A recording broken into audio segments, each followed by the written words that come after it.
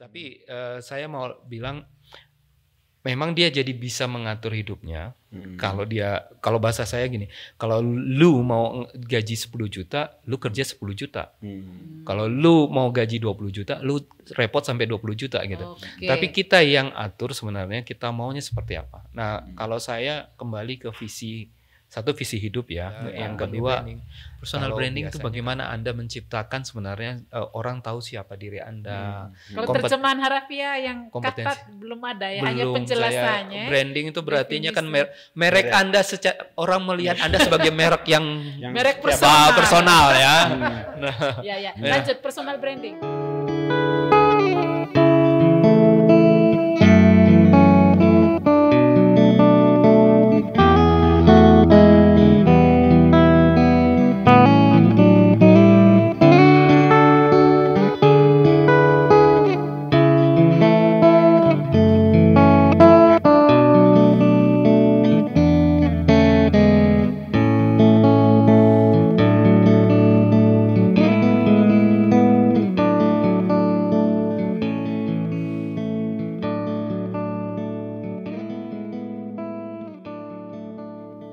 Kita ACKE Inang Amang, anak Rona, anak Wina, Toa, Ipar, Kesa, Eja, Ndema, di mana saja berada. Ini perjumpaan kali kedua kita di udara bersama saya Mama Lila dari podcast Haju Ara, berbagi kisah inspiratif di bawah pohon ara. Ya, ini kami mengirimkan tabe momang salam kedua kalinya di udara dari kawasan Ara Garden Inn. Dan berbeda dengan perjumpaan perdana kita kali lalu, perjumpaan kedua kali ini lebih heboh.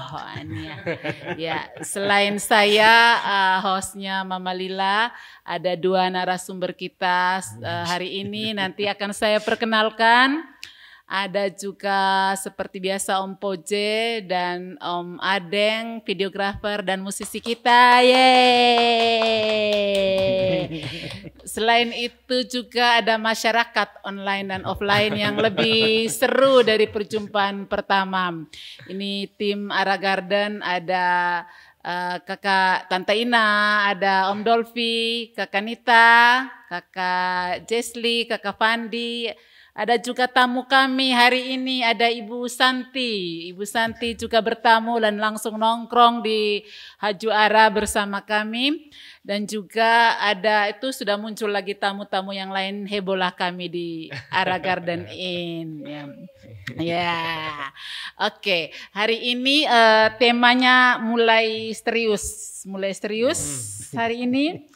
Obrolan kita berkisar pada pertanyaan mengapa bekerja tanpa rasa bahagia.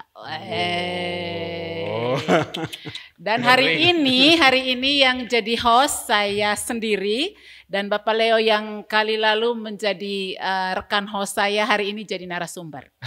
Jadi nanti akan berkenalan juga. Dan selain Bapak Leo ada juga bestie kami hari ini hadir Pak Tommy. Halo Pak Tommy. Halo Ibu. Halo, kadang-kadang dipanggil Pak Tommy, keponakan saya panggilnya Mas Tommy, Bang Tommy, enaknya apa ini? Ya, apa saja samanya. Apa saja ya. Pak Tommy biar kelihatan Mas Tommy, Bang Tommy, Kak Tommy. Ya, oke. Sibuk apa sekarang Pak Tommy? Sekarang sih sibuknya di rumah saja ya. Sibuk di rumah. Sedikit-sedikit, kemudian bantu istri untuk kegiatan. Bantu istri, suami, bantu istri. Ya, oke, ya. Harus membantu ya. Harus membantu. Saling melengkapi. Jadi ada yang bagian-bagian yang saya lengkapi untuk kegiatan ibu saat ini. Oke, terima kasih Pak Tommy. Sekarang sibuknya bantu istri. Sebelumnya saya tahu Pak Tommy itu sangat aktif di bidang pemberdayaan manusia. Nanti akan diceritakan lebih lanjut. Ini ada Bapak Leo, suami saya, sponsor dari Haju Ara. Iya. Siap. Ya. Bagaimana? Mereka takut dengan saya karena di sini mereka berdua lawan saya, tetapi tim saya di belakang lebih banyak ya. Jadi ini kedua beliau ini adalah praktisi lepas dari suami dan besti saya, tetapi mereka hari ini menjadi apa ya? Tidak enak juga dibilang narsum, tidak ada honornya soalnya, ya tidak ada honornya. Menjadi apa namanya penggiring dialog kita sore hari ini. Beliau ada praktisi apa Pak Tommy? Selain praktisi bantu istri tadi, praktisi. Ya, selama kurang lebih 20 tahun saya bekerja sama dengan salah satu NGO di sini. Sebenarnya secara Indonesia dan internasional punya afiliasinya. Tapi saya memutuskan untuk beberapa waktu lalu, sekitar 8 bulan yang lalu, saya pensiun dini karena itu tadi. Saya melihat pelayanan istri itu sangat penting dan berdampak ke anak. Dan itu menurut saya panggilan kami. Gitu. Wow, biasanya orang pensiun itu uban, sakit pinggang, ini masih glowing. Asam urat. Jadi pensiun dari konteks tertentu. Jadi hebat. Beliau ini berpengalaman di bidang pemberdayaan manusia. Dan berikut, halo Pak Leo. Halo. Ya. Setiap hari bilang halo ya. Ya, halo ya. Dan kali lalu pada perjumpaan perdana Bapak Leo ini sudah memperkenalkan diri. Saya juga memperkenalkan beliau sebagai apa Pak? Sebagai pekerja. Sebagai pekerja. Jadi kita semua pekerja di versi kita masing-masing. Nanti beliau berdua akan coba membuat fokus obrolan kita mungkin jadi lebih apa ya, lebih terarah nanti sesuai topik kita hari ini. Kembali lagi ke topik.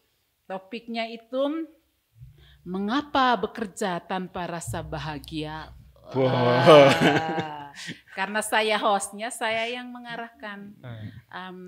Kita mulai dari sedikit. Saya coba cari-cari data kemarin, googling data terbaru tentang jam kerja di Indonesia. Jam kerja di Indonesia dari kalau tidak salah dari World Happiness Report tahun 2024, rata-rata jam kerja Indonesia dari ILO juga 40 jam per minggu. 40 jam ya. 40 jam, dan dari 37,6% itu bekerja di atas 35 jam per minggu. 34,40%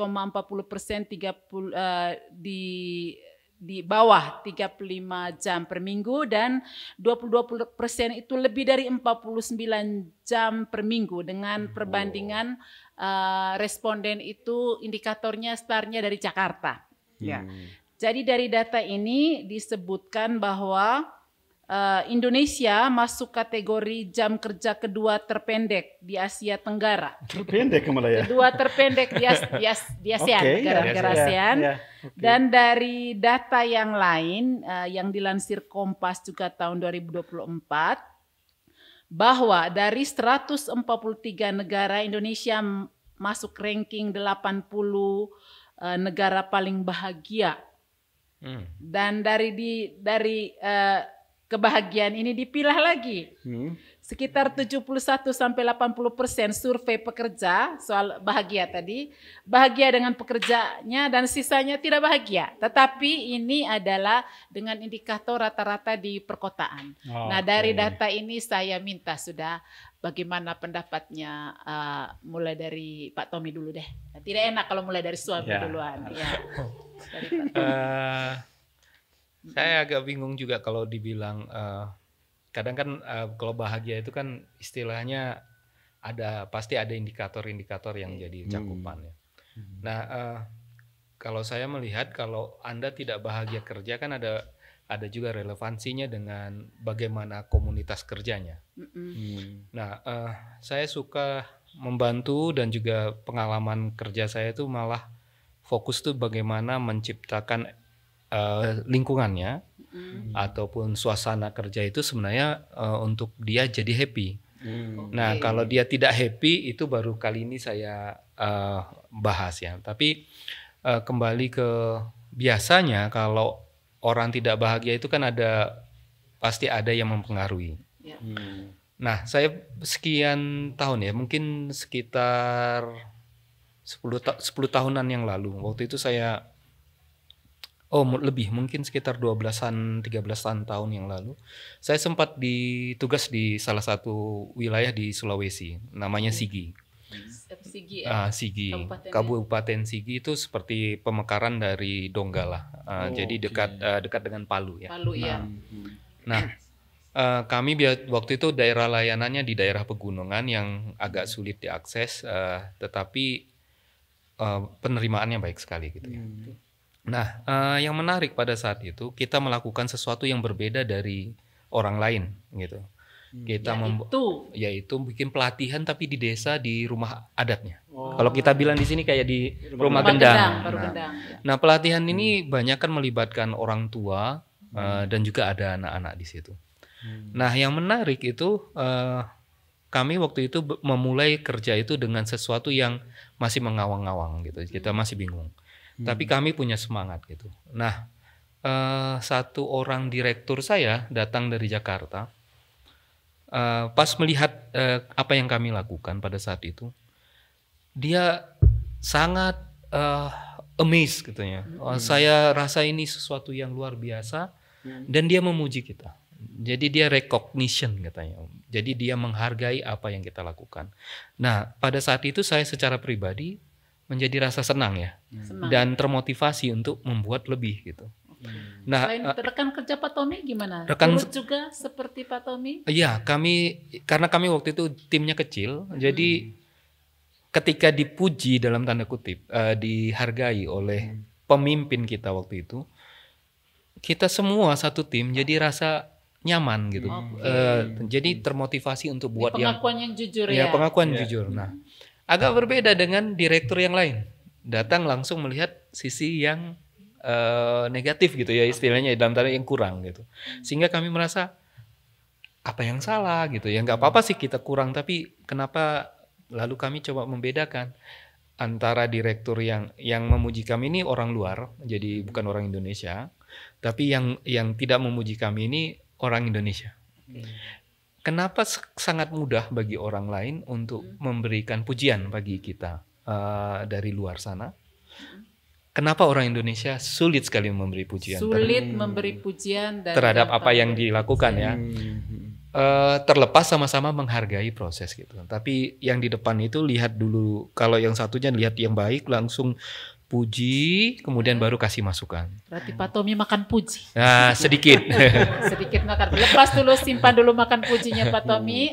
Nanti kita gabungkan pendapat kita ke Bapak Leo. Bagaimana Bapak Leo menanggapi tadi angka itu atau menyambung yang disampaikan Pak Tommy. Saya malah baru tahu ya kalau Indonesia itu termasuk salah satu negara di Asia yang mempunyai jam kerja pendek. Ya. Asia Tenggara. Iya, karena dari pengalaman saya sendiri dulu sempat saya bekerja bahkan sampai 10-12 jam per hari. Per hari. Itu mungkin selama 10 tahun. Mungkin indikator rata-rata ya? Ya, mungkin indikator rata-rata sih. Tapi kan maksud saya kalau dibandingkan dengan pengalaman saya sendiri gitu. Nah, dengan di Asia di Indonesia sendiri atau mungkin sekarang kita berbicara dalam konteks Manggarai, kira-kira apakah itu berlaku di Manggarai ya? Atau tidak ya, jam kerja. Jam kerja. Nah, dari sisi bahagianya, ya bahagia karena saya lama dulu bekerja dengan orang lain. Berarti yang saya pikirkan bahwa waktu itu saya memang harus bahagia bekerja. Ya, tetapi kenapa bahagia nanti mungkin kita obrol nanti lah ya. Itu pertanyaannya host. Ya, oke. Terima kasih. Dari sini seperti sudah ada pemantik untuk obrolan lebih lanjut. Nah, obrolan lebih lanjut. Sekarang kita mungkin perlu melihat mengapa orang perlu atau membicarakan rasa bahagia di pekerjaan. Mengapa harus bahagia dalam pekerjaan? Balik lagi ke Pak Tommy. Iya, saya mungkin nyambung yang tadi ya. Yang makan puji tadi. Makan puji tadi. Karena ternyata waktu saya coba cek-cek kenapa sih orang tidak bahagia dengan kerja. Ternyata salah satu komponen yang tidak dilakukan sama leadernya atau pemimpinnya adalah merekognisi ataupun menghargai apa yang jadi kontribusi dari setiap orang. Nah, jadi ketika itu tidak dilakukan, gajinya juga tidak dipertimbangkan. Jadi staff ataupun pekerja itu dilihat sebagai alat. Nah, akhirnya itu bikin produktivitas, kualitas, dan semua yang berhubungan dengan staff itu tidak berjalan dengan baik karena dasarnya juga tidak baik gitu. Intinya. Jadi pengakuan itu kelihatannya sederhana, tetapi memberi efek pada ini efek yang luas. Rasa nyaman dan diterima. Dan merasa dilibatkan. Jadi kan kalau dia tidak merasa dilibatkan di komunitasnya kerjanya, saya yakin siapapun merasa ya dia akan kembali kepada kondisi saya kerja untuk gaji. Jadi dia tidak punya unsur mau lebih dari yang sisi lebih dari mesin ya. Ya, sisi lebih dari. Ya, perasaan diterima. Perasaan diterima. Itu gitu. Berarti itu dalam komunitas yang kerjanya itu dalam sebuah tim kerja besar atau di bawah corporate gitu ya, atau di bawah perusahaan atau di bawah. Kalau pekerjanya itu pekerja yang sifatnya independen, bekerja pada usaha sendiri itu bagaimana? Dua-duanya Pak Bapela dulu, nanti kembali ke Pak Tommy karena sibuk-sibuknya sekarang independen ya. Iya. Kalau independen biasanya kembali ke diri sendiri dulu. Dan itu nampak dari hasil pekerjaan kita.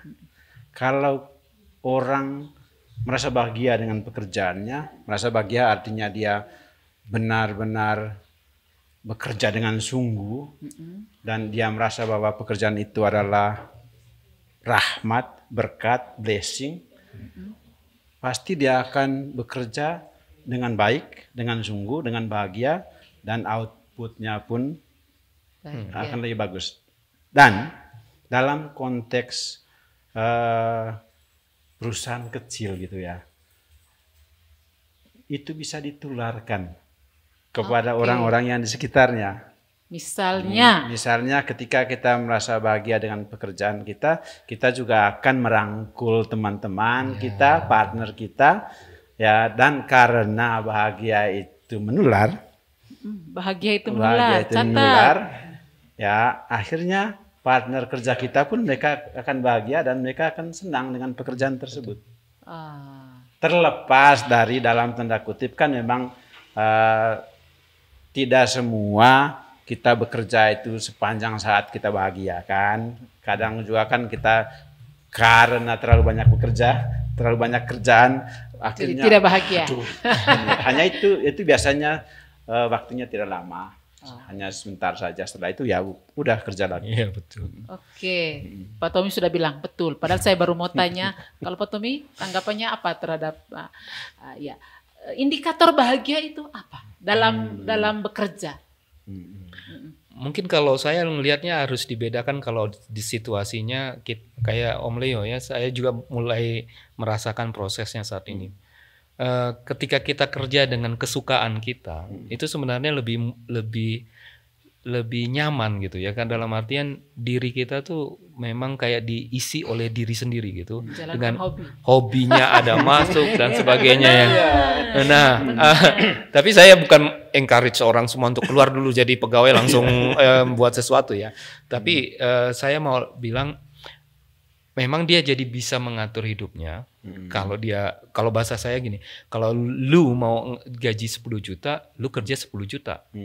Kalau lu mau gaji 20 juta, lu repot sampai 20 juta gitu. Tapi kita yang atur sebenarnya kita maunya seperti apa. Nah, kalau saya kembali ke satu visi hidup ya. Yang kedua, kalau biasanya kami bilang nilai-nilai yang biasa dianut dalam dirinya, bahwa menghargai apapun yang didapat atau mau lebih dan sebagainya, itu urusan dia dengan dirinya dan Tuhan gitu.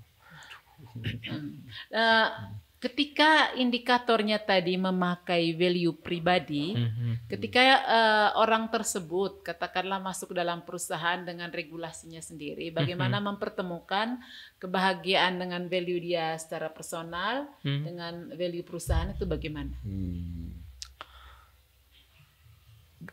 Value perusahaan sama visi misinya, barusan ini kan saya diminta bantu untuk ada satu organisasi di sini yang punya yayasan dan mau membuat visi misi dan value dan sebagainya, termasuk program kerja.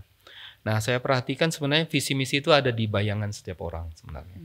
Cuman terkadang tidak bisa diartikulasikan. Sehingga tidak diomongin dengan baik, tidak dikomunikasikan dengan baik. Nah, yang repot itu sebenarnya ketika visi misi tidak ada, jadi tidak value itu tidak ada, koridornya juga tidak jelas. Ketika orang masuk di perusahaan itu dia pikirannya yang penting saya punya pekerjaan. Nah, apakah itu berarti dia berpotensi untuk tidak bahagia atau tidak bisa bertemu konsep bahagianya dia dengan konsep bahagianya perusahaan? Bisa sekali kalau misalnya dia tidak paham sebenarnya konsep jangankan konsep bahagia dulu ya, konsep perusahaannya sendiri dia belum paham kan. Yang penting dapat kerja. Yang penting dapat kerja. Nah, waktu pengalaman 20 tahun lebih kerja itu, value yang ada di corporate ataupun perusahaan ataupun NGO atau visi misinya itu seperti koridor. Sehingga itu membatasi kita untuk kapan sih yang kita bisa lebih-lebih, kapan kita yang harus menyesuaikan. Dan menurut saya kalau di sini dibilang tidak bahagia, itu kan akhirnya jadi pilihan dia. Kenapa dia kerja di situ? Iya, berarti di dunia itu ya gitu ya. Indikatornya sebenarnya itu pilihan dan kesanggupan menerima konsekuensi. Ya, kalau menurut saya pribadinya begitu.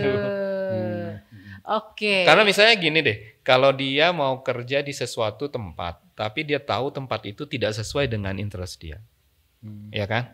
Misalnya saya interestnya mau di human, manusia, tapi dia interestnya di bagian finance, ditaruhlah di lapangan urusin manusia. Maka manusia itu dia lihat angka aja kan nggak mungkin gitu toh. Jadi dia bakalan ya pasti tidak happy karena tidak sesuai dengan passion dia dan sebagainya. Itu jadi saya ada bayangan apa ya, banyak kita masuk sedikit ke konteks kita di Manggarai lah atau di kota-kota yang lebih kecil. Ketika orang katakanlah masuk ke dunia kerja, banyakannya pegawai negeri ya. Pegawai negeri bersedia ditempatkan di mana kalaupun masuk awalnya melalui jalur pilihannya ini akan dijadikan ini itu. Tetapi karena entah tradisi, entah regulasi, entah hak prerogatif dan seterusnya itu orang berputar-putar. Dan untuk keluar masuk pekerjaan rasanya sulit, tidak mungkin. Nah, bagaimana orang bisa membicarakan rasa bahagia dan rasa tidak bahagia di konteks seperti itu ketika katakanlah ruang dia untuk memilih itu tidak terlalu selebar-lebarnya. Nah, itu kah? Ruang untuk memilih tidak ada tetapi ya tidak beda dengan karena kondisi juga kan beda dengan orang yang begini ya, sudah lama bekerja, dia punya kayak portofolio panjang, dia bisa memilih ini. Nah, apakah orang-orang yang memang sudah stuck bukan stuck ya, sudah bekerja masuk di situ, dalam sistem lah ya, masuk dalam sistem tersebut dan tidak bisa seenaknya keluar masuk, apakah dia seperti tertutup untuk bisa memilih bahagia dan tidak? Oke. Kalau saya coba lihat ini, kadang kan ada bahasa yang biasanya gini, kalau kita di kantor ya kita di kantor, kalau kita di rumah ya kita di rumah gitu. Nah, yang jadi repot itu kan kadang tidak bisa membedakan kantor dan rumah. Jadi bawa urusan kantor ke rumah atau urusan rumah ke kantor. Nah, ini kan bicara tentang bagaimana mengaturnya toh. Nah, saya mau masuk kenapa misalnya orang yang biasanya masuk dalam sistem, dia tidak punya fleksibilitas untuk mau pindah, mau keluar dan sebagainya tuh. Tapi ada komponen yang bikin unhappy orang itu, salah satunya dia tidak bisa atur work life balance-nya. Work life balance. Jadi bagaimana menyeimbangkan hidupnya pada saat di kantor, pada saat di luar. Oke. Sehingga- Pada saat di luar dia pikir kantor, pada saat di kantor dia Dan pikir pikir- pakangela. Gitu ya. Iya, betul. Iya. Melokalisir apa ya? Dalam artian Iya, iya. menurut saya Anda akan tidak bahagia kalau Anda tidak bisa mengatur waktu kerja gitu ya. Itu berarti kemungkinan untuk bahagia itu pasti ada dimanapun Sangat saja. mungkin. Sangat mungkin. Ini sudah terlalu serius, karena terlalu serius. Saya minta Om Pompi tolong kasih balance dengan irama musik. Teng teng.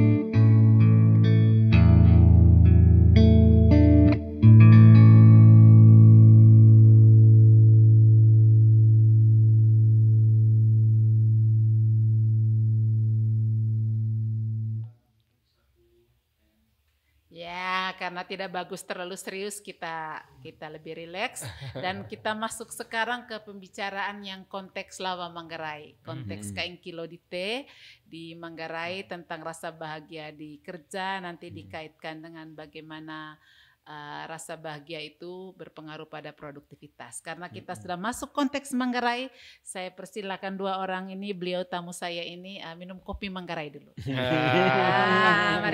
Mari. Kopi Manggarai ini disangrai dengan api kayu dan dikasih jahe sedikit. Kalau mama saya dulu biasa kasih ndingar sedikit. Tahu ndingar Pak Tommy? Kayu manis. Ndingar itu kayu manis sedikit dan Cinnamon. itu membuat kami agak sulit untuk minum kopi pabrikan. Oh iya, Ya, betul-betul enak pasti. kopi Manggarai ini banyak. Ini kopinya kemarin dari Colol kalau tidak salah. Ya. Asik.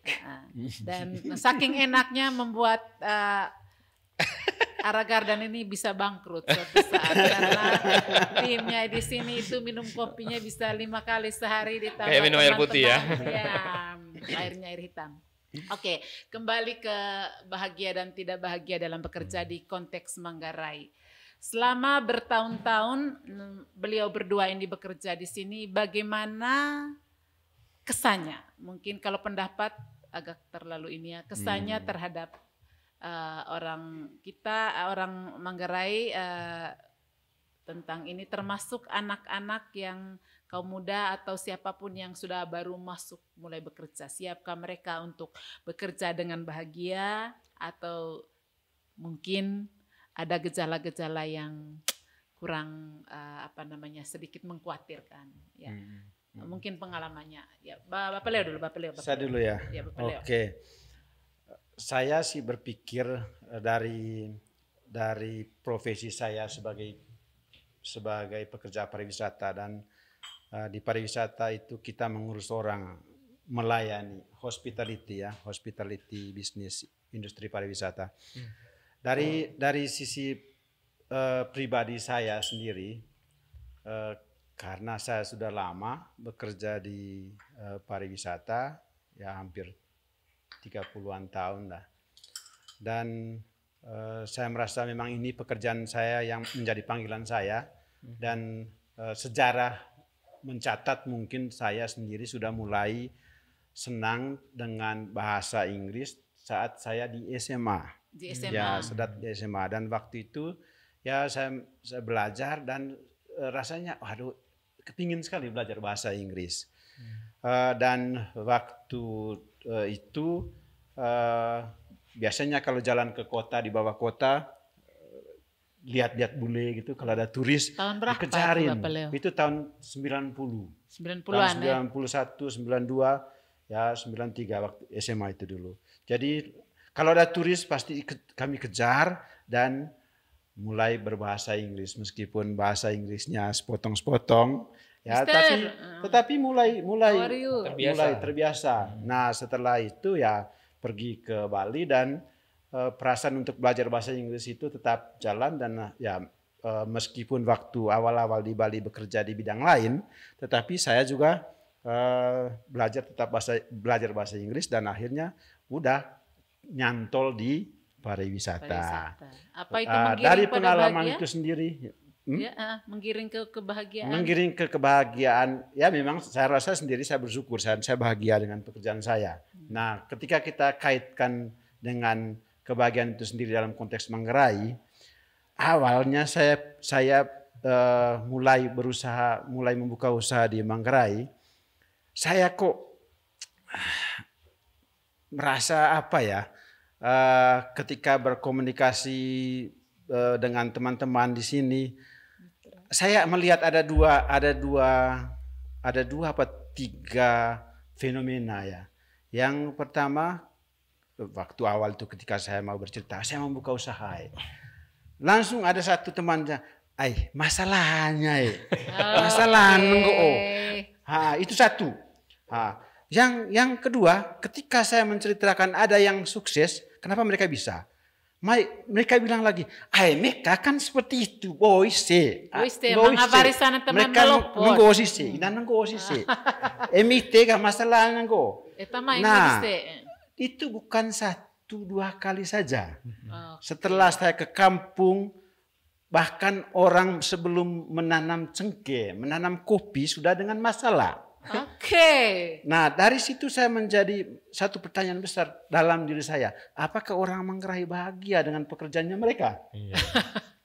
Dalam konteks kebahagiaannya, tadi. Nah, ini malah menjadi tanda tanya terus dalam diri saya sendiri. Tapi saya tidak melihat untuk saya itu bukan masalah. Ya, tapi gejala tersebut yang seperti menggugah saya, kenapa seperti ini? Oke. Sebelum pindah ke Pak Tommy, silakan teman-teman di rumah bisa tulis di bawah definisi bahagia dalam kerjanya seperti apa. Silakan. Ya, Pak Tommy. Bu Lila sama Om Leo, saya di 2012 itu baru sampai di sini tuh. Tapi 6 bulan setelah kerja, saya sebenarnya sudah temukan 3 masalah utama di Manggarai. Pertamanya itu yang Om Leo bilang tuh, masalahnya ada problem is. Cuman tapi iya, jadi cuma Kak, tapi masalahnya Kak. Semua saya bilang terkadang kalian seperti Tuhan ya, belum melakukan tapi sudah tahu jawaban, saya bilang. Oke. Jadi waktu itu saya ingat saya ngomong begitu. Waspada tuh namanya Kak Tommy. Jaga-jaga. Tapi maksud saya ini kan kalau bikin skripsi itu harus ada rumus mulai dengan rumus masalah dulu. Padahal masalah yang dirumuskan itu bukan masalah, fakta. Supaya mereka mengatakan bahwa saya tidak bisa. Bukan masalah. Masalah itu fakta, bukan rumus masalah. Masalahnya Kak, mereka masih ada acara kedukaan. Oke, saya mengerti. Lalu masalah kalau ada kedukaan itu apa masalahnya? Saya bilang. Oh, ternyata tidak bisa dikumpulkan orangnya, tidak bisa kegiatan. Jadi mendetailkan hal-hal itu tidak. Nah, itu tapi begini.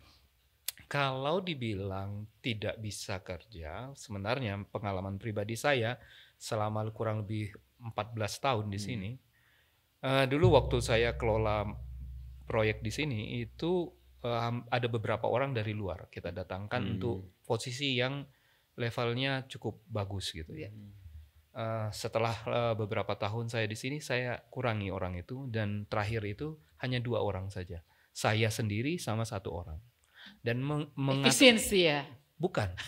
Mau mengatakan satu gini, bahwa orang Manggarai bisa.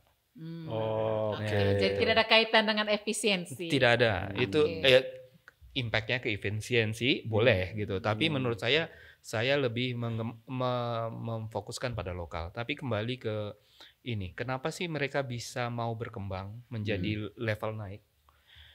Kalau kita mempunyai environment ataupun lingkungan kerja yang mereka nyaman, aman, kita bisa membuat mereka merasa punya kesempatan untuk bertumbuh, kemudian mereka bisa berkomunikasi apa adanya, kemudian ikut terlibat dalam proses-proses. Bahkan ketika mau ngambil keputusan penting pun kita kadang konsultasi ke teman-teman itu.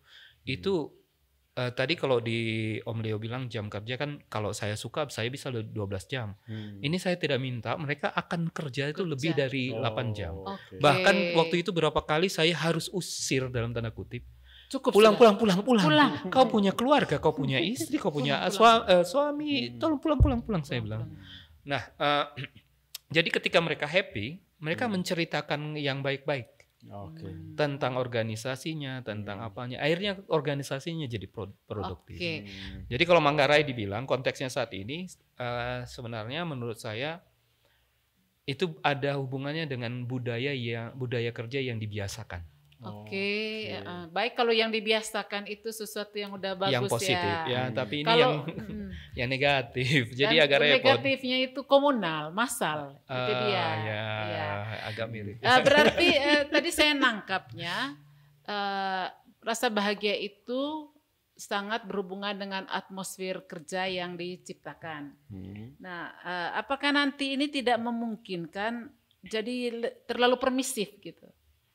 Terlalu permisif dengan si pekerja, terlalu ikut maunya karena tadi biar ininya bahagia diterima, jadi lemes, dia punya regulasi sering gitu ya, seperti kalau terutama yang kerja usaha sendiri. Itu bagaimana itu? Mempertemukan supaya tetap tegas tetapi menyenangkan. Kalau dalam konteks apa ya, konteks pelayanan pariwisata, sebenarnya dari kami punya sistem gitu kan, penilaian kita bisa melihat ini orang kerja baik dan bahagia atau tidak dari penilaian si tamu ya. Karena setiap kali melakukan pekerjaan atau menjalankan suatu pekerjaan, teman-teman guide akan diberikan kuesioner gitu, dan kuesioner nanti itu akan diberikan kepada tamu dan mengisi setelah tur selesai. Dan saya selalu melihat, membaca kira-kira ini bagus tidak, tetapi saya hanya tidak melihat dari satu sisi saja. Yang pertama ya itu tadi, dia bahagia, terlihat dia bahagia. Yang kedua, komentar tamu itu isinya apa. Kalau tamu, karena di kuesioner itu sudah ada bagaimana, bukan hanya soal bahasanya, tetapi juga perilakunya, terus bahasa tubuh, attitude-nya ya. Perilaku itu tadi, attitude. Itu yang dinilai oleh tamu. Dan biasanya tamu itu mereka menilai dengan fair. Karena biasanya orang Barat kan memang mereka fair sekali. Mereka tidak melihat merasa kasihan dulu, tetapi ya untuk kemajuannya dia dia harus fair, jujur gitu. ya. Jujur gitu. Berarti ada dua pihak nih kelihatannya. Si pemilik pekerjaan, perusahaan yang harus menciptakan atmosfer yang baik, kemudian dari pekerja sendiri. Jadi dia juga harus membayar rasa bahagia dia dengan target kinerjanya ya. Jadi target kinerja ada tetap ya, ada mutu, ada harga, ada mutu. Nah, kembali ke ini sekarang. Akhir-akhir ini ada banyak diskusi ya, termasuk kita diskusi di Wow Hajuara di offline ini. Kami sering, sama tadi yang Pak Tommy bilang, mulai dengan masalahnya. Ya jujur, meskipun kami bicarakan, kami juga mulai itu. Ketika kami mulai ingin melakukan sebuah kegiatan atau membahas tentang perilaku calon pekerja di Manggarai, di semua sektor lah, mulai dari pertanian, wirausaha, atau masuk ke calon rebutan di bursa pekerja, itu sering terdengar keluhan-keluhan bahwa teman-teman itu tidak terlalu terasa vibrasi energi bahagianya itu, entah terus mengeluh atau kualitas kerjanya yang terlalu lamban progresnya, atau ada banyak hal. Termasuk saya pernah dengar, kalau kita ngobrol, kalau tidak salah bulan lalu itu ada sebut-sebut sedikit tentang personal branding. Yang begini-beginian itu bagaimana? Artinya kita omong yang lebih lokal di kita, terutama untuk teman-teman kita, anak-anak kita yang sudah mau masuk ke bursa kerja. Kira-kira nanti biar dia dengan kondisi Indonesia, kondisi dunia sekarang yang untuk dapat pekerjaan saja, istilahnya dapat ya, jangan dulu omong menciptakan pekerjaan atau punya pekerjaan. Itu saja sudah perang mati-matian. Nah, bagaimana nanti dia munculkan kemudian banyak stres itu. Yang kemudian nanti kita akan bicarakan pada podcast selanjutnya. Bagaimana tentang hal ini? Gambarannya terhadap calon pekerja dan kesiapan mereka dan kemungkinan mereka untuk nanti bekerja dan bahagia. Pak Tommy, ya. Saya mau kembali ke pertanyaan sebelumnya dulu sedikit saja tentang permisif tadi. Sebenarnya kita sebagai pemimpin dalam satu perusahaan juga punya kewajiban ya untuk mengerti mana di posisi mana kita bicara tentang menciptakan kebahagiaan dia bekerja supaya dia bisa beri kontribusi yang besar bagi organisasi dan tujuan organisasi. Pada saat yang bersamaan kita menggunakan manajemen. Nah, termasuk manajemen dari perilaku gitu. Bagaimana tuh? Yang makan puji tadi itu? Kalau makan puji kan sebenarnya setiap orang di dunia ini tidak ada yang kayaknya tidak suka dipuji ya. Ada pujian, ada yang nyaman sekali dipuji, jadi dia termotivasi. Tapi maksud saya kadang ada orang yang sebenarnya sudah ekosistemnya, teamworknya sudah bagus, tapi memang biasanya ada 1-2 orang yang punya perilaku yang akhirnya dia menarik teman-temannya untuk tidak jadi positif itu kan. Menularkan energi negatif. Nah, kalau di Manggarai itu ada bahasanya kayak gitu. Jadi kalau temannya mau melangkah maju, ada yang tarik lagi supaya dia tetap di tempat ataupun mundur gitu ya. Nah, itu yang kita lihat gitu ya.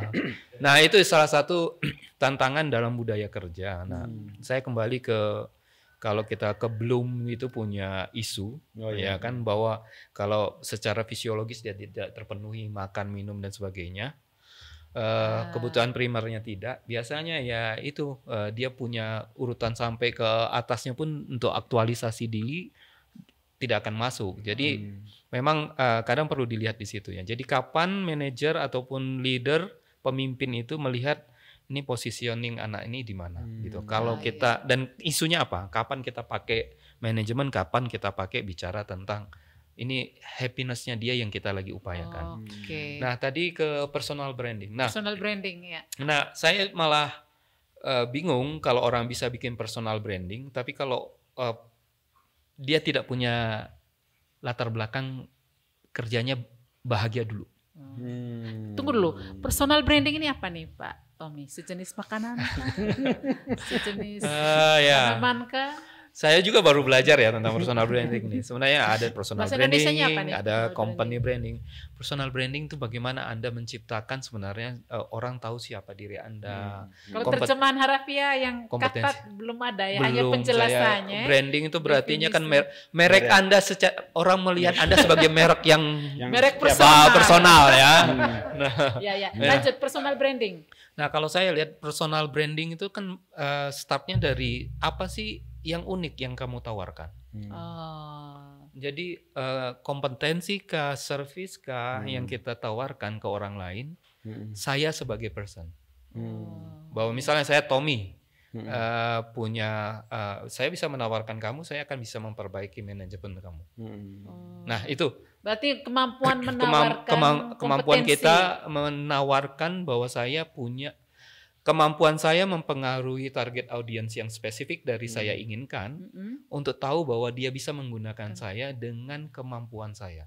Menjual diri, bahasa kasarnya menjual diri, tapi profesional ya.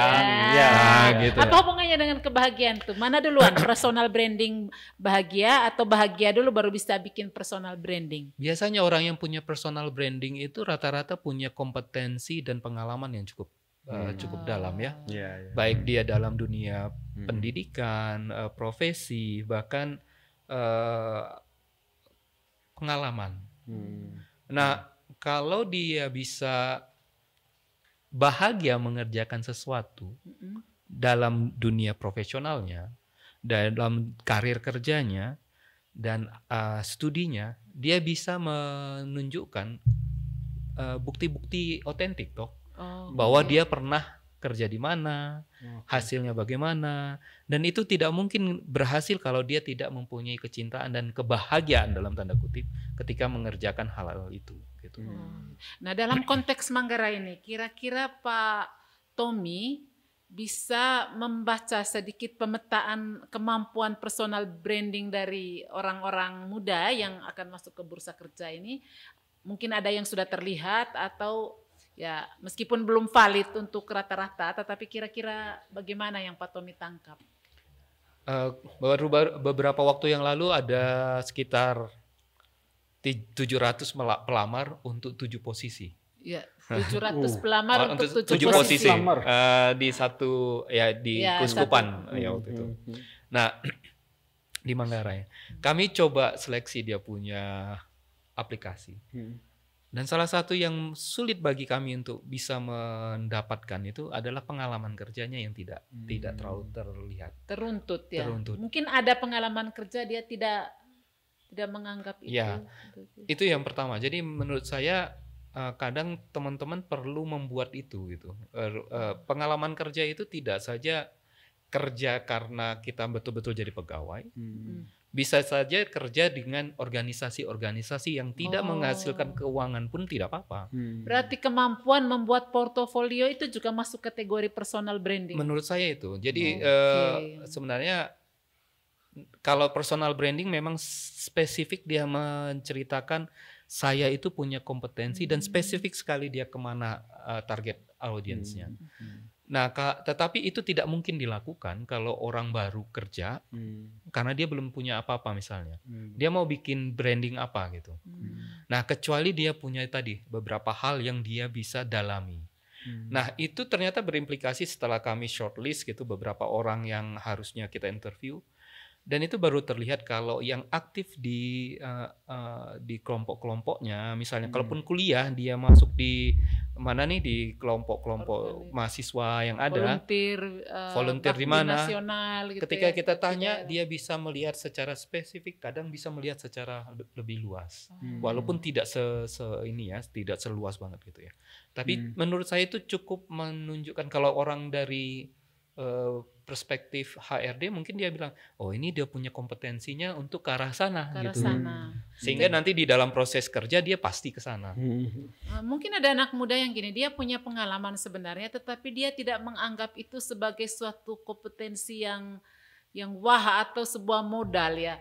Butuh orang lain yang membaca bahwa, hai, kamu punya pengalaman ini. Apa betul. pengalaman? Kadang-kadang Betul, kita ya. betul. Atau bagaimana Bapak Leo dulu? Untuk kasus-kasus seperti itu ya, saya memang karena pekerjaan tidak terlalu banyak membawai banyak orang ya, hanya dari sisi personal branding tadi itu, saya mungkin lebih dalam membawa personal branding untuk perusahaan. Nah, pengalaman saya sendiri bagaimana saya membangun personal branding perusahaan itu ya, kayak Flores Exotic Tours ya. Company branding atau Company branding, Ya, company branding sebenarnya kan sama ya, tadi personal branding dan company branding itu sama. Cuman kalau di perusahaan kan ada branding, ada marketing. Nah, branding itu dia long term, dia waktunya lama, membangun branding itu lama. Kalau marketing biasanya dia ada target penjualan. Jadi fokusnya, tujuannya jangka pendek. Bagaimana caranya supaya cepat. Tapi branding lama. Nah, pengalaman saya sendiri, kembali saya merasa waktu di Bali dulu semacam stereotype orang kita. Ketika lihat orang Flores, saya sendiri ya, saya pernah waktu itu saya ke Bali, saya duduk, orang bilang, tugas di mana Pak? Tugas maksudnya tentara kah, apa militer kah, itu. Jadi orang melihat melihat kita kah? Oh, stereotipnya orang keamanan Timor, di mana ya, Pak, stereotip ya? orang Timor itu seperti itu ya. Keamanan. Mereka berpikir, tugas di mana Pak? Aduh, saya langsung ya kan saya tidak mau memperpanjang apa ya, tugas di sini bla bla bla, selesai ya. Tapi itu juga dalam hati kecil saya, aduh ini juga stereotip kita orang Timor ketika berada di suatu tempat di Bali atau di Jakarta. Tapi ya kita berusaha sekarang, bagaimana kita berusaha merubah stereotip itu bahwa kita bisa loh seperti untuk Pak Tommy berbagai bisa, untuk variasi berbagi. ya, variasi profesi. Nah, kembali ke personal ke perusahaan tadi, company branding tadi itu. Company branding waktu itu saya bangun malah 10 tahunan, 10 tahun baru kelihatan. Oh, dengan siapa? Dengan Flores Exotic Tours. Flores Exotic Tours itu seperti apa? Langsung sebelum saya menjelaskan orang sudah tahu. Karena pesan-pesan yang disampaikan ketika saat membangun personal branding itu tercapai gitu. Tapi itu konsistensi dalam waktu yang harus, lama ya. Butuh waktu yang lama, butuh waktu Ini lama. kayaknya kita semakin asik ngobrol nih kayak waktunya.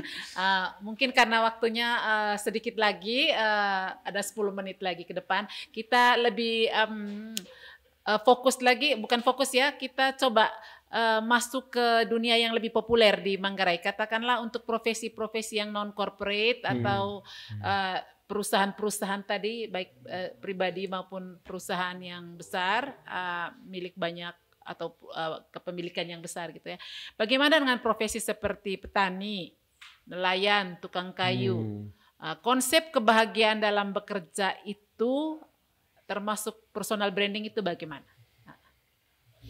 Berat ini macam agak berat ya menurut saya, karena ya tadi kalau pakai belum piramid itu kan mereka masih berfokus pada pemenuhan kehidupan primer ya itu ya.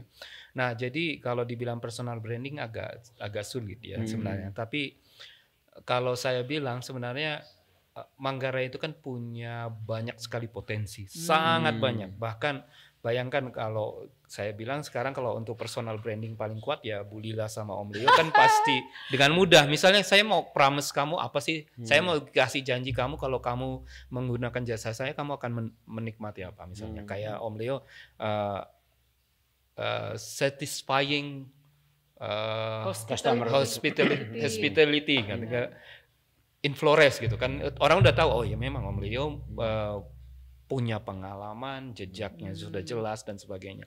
Nah kalau dibilang anak muda punya chance-nya atau kesempatannya, menurut saya besar sekali di sini. Sekarang pertanyaannya mereka tuh, saya suka dengan butterfly events itu. Jadi apa hal kepak sayap kupu-kupu kecil yang kamu belum rasakan dampaknya saat ini? Oke, butterfly event. Kalau chaos theory itu pakai namanya butterfly events. Nah, apa yang hal kecil yang kamu bisa lakukan saat ini yang itu akan membuat tornado di masa yang datang. Nah, Keren. Itu kayak main pastel ya, sedikit-sedikit disambung. Ya. Nah, jadi ketika kamu membentuk karirmu saat ini, inilah yang akan menjadi personal branding. Ini yang akan menjadi bacaan bahwa kamu itu siapa gitu. Nah, menurut saya anak-anak di Manggarai punya potensi besar. Nah, pertanyaannya kan bagaimana nih sekarang ya? Memang perlu juga waktunya bagi mereka untuk diedukasi. Bahwa dari sekarang nih coba deh pikirin, kamu tuh mau kemana ke depan misalnya. Kamu mau jadi apa sih? Harus diarahkan dari sekarang. Ini contoh ya, minta maaf sedikit saya cerita. Baru kemarin ada telepon antara papanya, ini anaknya nih baru selesai tamat kuliah di Jawa. Telepon bapaknya tahu karena hampir 3 anaknya ini saya yang bantu untuk karir kerjanya. Dua-duanya sudah jadi PNS, yang satu masih baru tamat ini. Nah, jadi bapaknya selalu referensi ke kita, khususnya saya. Nah, saya tanya, coba kamu duduk tenang, minum apa yang kamu suka, kamu lihat 5 tahun ke depan kamu mau seperti apa kamu? Seperti apa hidupmu ya? Ya, kamu tuh seperti apa? Orang kenal kamu itu seperti apa? Bukan kamu kerja di mana? Bukan kamu kerja di mana. Nah, Oke. bedakan antara cari kerja sama cari uang. Cari kerja belum tentu ada uang, cari uang pasti udah ada kerja. Oke. Gitu ya. Nah, kalau saya makanya kadang nanti dari situ 5 tahun itu dia memupuk personal kompetensi yang itu yang bisa dia pakai untuk namanya personal. Jadi branding nanti. Branding dia. Ya. Gitu. Waktu udah semakin ya Bapak Leo dulu, Bapak Leo. Iya, benar-benar Pak Tommy. Kami juga terakhir saya dengar dari teman ketika dia mewawancarai pelamar gitu di sebuah instansi di sini. Yang nanya ke pelamar itu, dia nanya gini, pelajaran mata kuliah apa yang kamu suka saat kamu kuliah? Nggak tahu. Dari situ kami dua ya mungkin dalam beberapa kesempatan kita bercerita bagaimana kita menemukan hidup kita tujuan hidup kita yang oleh orang Jepang bilang itu ikigai. Ikigai. Apa yang kamu suka, apa yang kamu kuasai, apa yang dunia butuhkan, apa yang kamu bisa dibayar. Kamu dibayar untuk apa? Yang itu. Apakah itu bisa dibayar atau tidak? Nah, mungkin atau kamu bisa menciptakan itu untuk dibayar. Untuk dibayar berapa gitu. Mungkin itu kayaknya juga. Ikigai ini masuk pembicaraan tersendiri. benar. Oke, ACKN Dema semua anak Toa Ipar Kisah jadi mana saja berada. Omongannya tadi sudah semakin asik dan hampir tidak terhentikan. Nah, temanya memang masih besar, belum terlalu mungkin menyentuh yang sisi-sisi yang sangat populer di keseharian kita, tetapi ini menjadi awal. Nanti akan pecah-pecah lagi omongannya. Misalnya nanti bagaimana menyiapkan diri supaya jadi pekerja yang bahagia. Kemudian tadi omongan tentang ikigai itu. Nanti saya akan berjanji akan hadirkan kedua orang ini lagi, tetapi dengan kosakata yang lebih membumi sehari-hari. Tinggalkan dulu ini buku filsafat ikigai, supaya kita mungkin bisa kita hadirkan juga nanti salah satu kaum muda kita yang akan bekerja, mungkin bisa dipertemukan dengan sudut pandang mereka tentang itu. Supaya kita juga berharap bahwa anak-anak Manggarai ke depannya itu tidak terlalu menderita untuk hidupnya, dan dia akan masuk dalam kerangka berpikir, kamu mau hidup seperti apa, bukan nanti mau kerja dengan judul apa. Gitu ya. sudah. Atau harus ke rumah pintar dulu. Oh ya, Tapi sebagai informasi untuk teman-teman yang membutuhkan panduan khusus tentang mengambil jurusan atau menapaki profesi tertentu untuk menyiapkan putra-putrinya, bisa berkonsultasi ke lembaga yang namanya Pelangi Narwastu. Bisa melalui Ara Garden atau bisa langsung ke Pelangi Narwastu. Nanti bisa Pak Tommy ada alamatnya kami tulis di bawah ini, silakan disimak. Oke, semuanya terima kasih untuk perjumpaan kita hari ini. Porong sehat Sanggen Taung, titip salam untuk ACKE yang mungkin hari ini tidak berada bersama kita, dan untuk ACKE yang ada di Malaysia, di Jakarta, di Kalimantan atau di mana saja berada yang ngoduat bana, yang mungkin masih bergulat dengan rasa bahagia dan tidak bahagia dalam bekerja, ya kita saling mendoakan semoga pada saatnya kita menemukan titik bahwa kita bahagia dalam bekerja, dalam pesiaran hidup di dunia ini. Tabe Momang dari Ara Garden Inn, dari Haju Ara, berbagi kisah inspiratif di bawah pohon ara.